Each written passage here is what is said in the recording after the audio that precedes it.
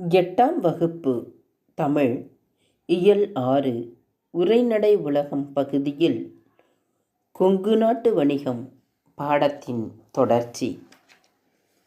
கொங்கு மண்டல பகுதிகளில் இன்றைய வணிகம்.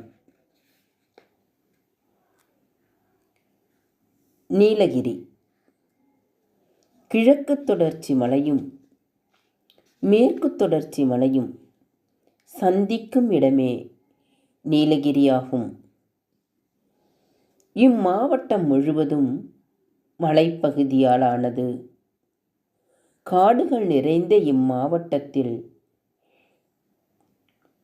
தோட்டப் பயிர்களான காப்பி, தேயிலை, உருளைக்கிழங்கு, கேரட், முட்டைக்கோசு ஆகியவை பெருமளவில் பயிரிடப்படுகின்றன.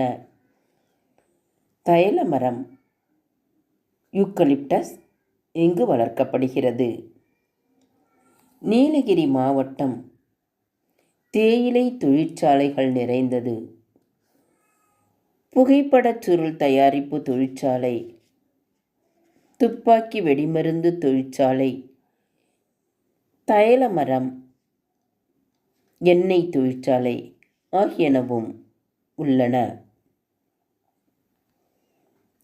கோயம்புத்தூர் கோவன்புத்தூர் என்னும் பெயரே கோயம்புத்தூர் என்று மருவி வழங்கப்பட்டு வருகிறது. இம்மாவட்டத்தில் நெல், கரும்பு,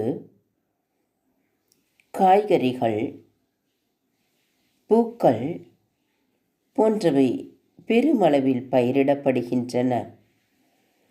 பஞ்சாலைகள், நூற்பாலைகள், மின்சார பொருள்கள், எந்திரங்கள், வீட்டு உபயோகப் பொருள்கள் தயாரிக்கும் தொழிற்சாலைகள் இம்மாவட்டத்தில் நிறைந்துள்ளன.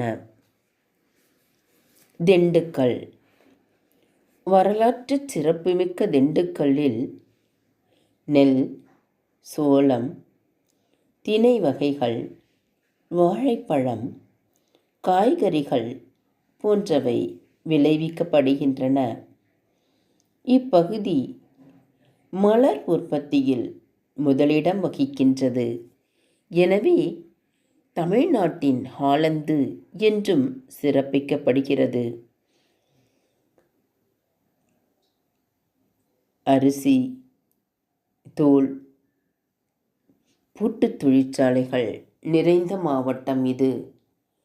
இங்குள்ள சின்னாளப்பட்டி சுங்கிடி சேலைகள் புகழ்பெற்றவை.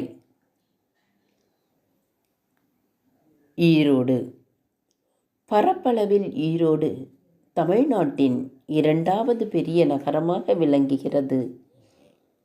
இம்மாவட்டத்தில் நெல், நிலக்கடலை, மஞ்சள், கரும்பு, பருத்தி, எள் போன்றவை பயிரிடப்படுகின்றன. தமிழகத்திலேயே மஞ்சள் சந்தை ஈரோட்டில்தான் நடைபெறுகிறது.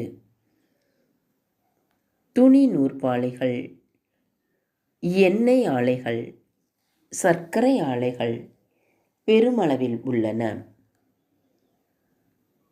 நூற்பு துணிகளுக்கு சாயம் ஏற்றுதல், அச்சிடுதல், தோல் பதனிடுதல் முதலான தொழில்களும் இம்மாவட்டத்தில் நடைபெறுகின்றன.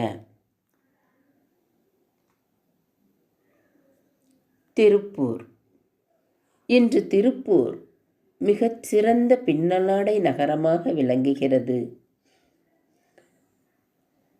நெல், கரும்பு, பருத்தி, வாழை போன்றவை இங்கு விளைவிக்கப்படும் முதன்மையான பயிர்களாகும். இம்மாவட்டம் பின்னலாடைகள், ஆயத்த ஆடைகள் மூலம் தமிழ்நாட்டிற்கு பெரும் வருவாயை ஈட்டித் தருகிறது. இந்தியாவின் முதல் ஆயத்த ஆடை பூங்காவான நேதாஜி ஆயத்த ஆடை பூங்கா இம்மாவட்டத்தில் அமைந்துள்ளது. தேசிய அளவில் புகழ்பெற்ற காங்கேயம் காளைகள் இம்மாவட்டத்திற்கு பெருமை சேர்க்கின்றன.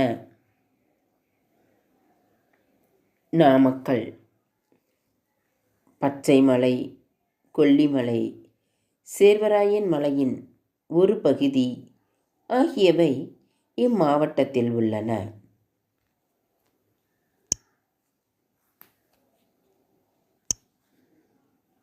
நெல், கரும்பு, சோளம், நிலக்கடலை, பருத்தி ஆகியவற்றுடன் மலைப்பகுதியில் விளையும் திராட்சை, ஆரஞ்சு, காப்பி, பாக்கு, ஏலம் போன்றவையும் பயிரிடப்படுகின்றன.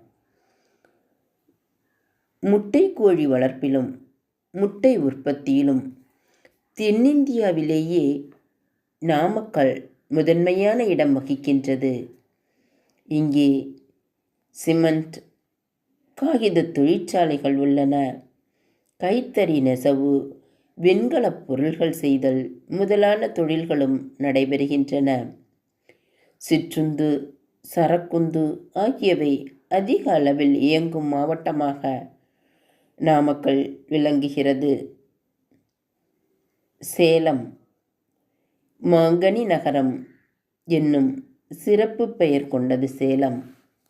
இம்மாவட்டத்தில் நெல், பருப்பு வகைகள், பருத்தி, கரும்பு, மாம்பழம், காப்பி, பாக்கு ஆகியன பயிரிடப்படுகின்றன. இந்தியாவிலேயே இம்மாவட்டத்தில்தான் ஜவ்வரிசி அதிக அளவு உற்பத்தி செய்யப்படுகின்றது. தமிழ்நாட்டில் கைத்தறி நெசவு அதிகமாக உள்ள மாவட்டம் இதுவே. இங்கு பால் பண்ணை தொழிலும் சிறப்பாக நடைபெறுகின்றது. இரசாயனப் பொருள், அலுமினியம், சந்தன எண்ணெய், வனஸ்பதி ஆகியவை தயாரிக்கும் ஆலைகள் நிறைந்த மாவட்டமாகவும் சேலம் விளங்குகிறது. முலாம் பூசும் தொழிலும் பெருமளவில் நடைபெறுகிறது. ஏழைகளின் ஊட்டி என்று அழைக்கப்படும் ஏற்காடு இம்மாவட்டத்தில்தான் அமைந்துள்ளது. கரூர் கொங்கு நாட்டின் ஒரு பகுதியாக விளங்கிய இப்பகுதிக்கு வஞ்சிமா நகரம் என்னும் பெயரும் உண்டு. கிரேக்க அறிஞர் தாலமி கரூரை தமிழகத்தின் முதன்மையான உள்நாட்டு வணிக மையமாக குறிப்பிட்டுள்ளார். நெல், சோளம், கேழ்வரகு, கம்பு, கரும்பு போன்றவை இங்கு பயிரிடப்படுகின்றன. கல் குவாரி தொழிற்சாலைகள் இங்கு உள்ளன. கைத்தறி நெசவு ஆடைகளுக்கு பெயர் பெற்ற மாவட்டமாக கரூர் விளங்குகின்றது. தோல் பதனிடுதல், சாயமேற்றுதல், கற்சிற்ப வேலைகள் போன்ற தொழில்களும் நடைபெறுகின்றன. பேருந்து கட்டுமான தொழிலின் சிகரமாக கரூர் விளங்குகிறது.